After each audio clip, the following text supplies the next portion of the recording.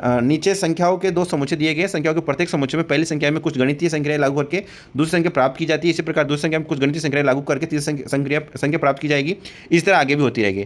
तो इनमें से आपको बताना था कि कौन सा विकल्प दिए गए समुच्चय में लागू की संख्याओं को समान संख्याओं का अनुसरण करता है। तो आपको इसमें से ये लागू करना था और संख्याओं को उसके घटक अंकों में तोड़े बिना संख्याएं पूर्ण संख्याओं पर की जानी है। उदाहरण के लिए यदि 13 लीजिए और 13 पर संख्या जैसे कि 13 में जोड़ना, घटाना, गुणा करना जो भी करना है, यदि केवल 13 पर ही की जा सकती है। 13 को 1 और 3 में तोड़ना है और फिर 1 और 3 गणितीय संक्रिया करना अनुमत नहीं है। यानी 13 को 1 और 3 में तोड़ना भी नहीं है और 1 और 3 की गणितीय संक्रिया करना अनुमत नहीं है।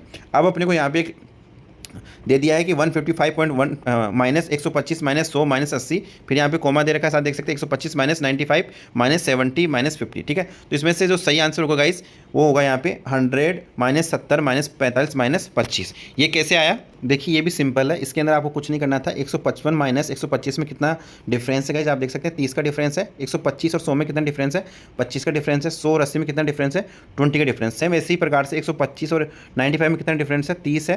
95 और 70 में कितना डिफरेंस है, 25 है। और 70 और 50 में कितना डिफरेंस है, 20 है। तो ये सेम डिफरेंस आपको नीचे वाली दी गई संख्याओं में आपको ज्ञात करना था। तो 80 और 50 में कितना डिफरेंस हो गया गाइस, 30 है। 50 में तो 35 में कितना डिफरेंस है, 15 है। तो ये इसका सही नहीं होगा। 140 और 110 में कितना डिफरेंस है, 30 का डिफरेंस है। ठीक है, लेकिन 110 और 85 में कितना डिफरेंस है, 15 और 10 25 का है। लेकिन 85 और माइनस 8 कितना डिफरेंस है, 15 का। तो ये बिल्कुल भी नहीं होगा, मतलब 25 हो गया।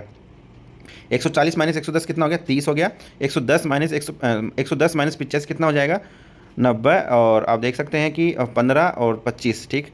और 85 माइनस 60 कितना हो जाएगा, 70 80 85 25 हो गया। ठीक है, तो ये वाला नहीं होगा क्योंकि इसमें अपना क्या 30 25 20 होना चाहिए। ठीक है, तीसरा आप भी देख सकते हो 95 माइनस 70 कितना हो रहा है, 80 90 25 का डिफरेंस है, तो पहला नहीं होगा ही नहीं।